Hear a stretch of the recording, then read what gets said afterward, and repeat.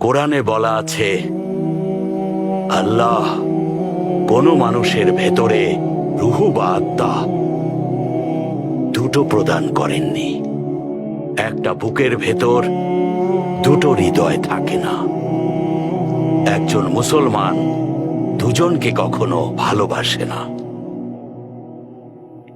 মুসলমান হয়ে সে জিনা করতে পারবে না, আমানতের খেয়াল রাখবে, যাই হয়ে যাক 5 ওয়াক্ত নামাজ আর দোয়া করতে থাকবে, যাকাত দেবে, ফরজ।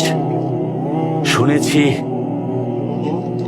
অনেকেই 5 ওয়াক্ত নামাজ পড়ে না, ফজরের নামাজ না পড়েই দোকান খুলে বাণিজ্য করে। এসব শুনলে আমি খুব কষ্ট পাই। আমি কেমন মুসলমান হলাম? ওরা আমার কথা শোনে না। কষ্ট পাই।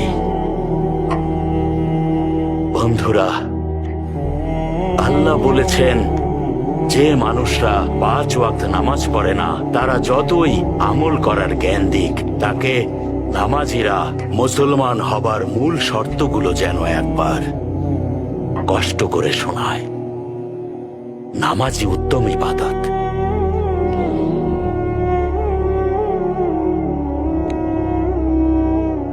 আমি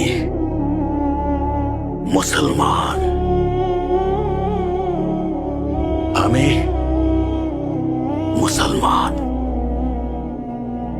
আমি মুসলমান। আমি মুসলমান। আমি মুসলমান।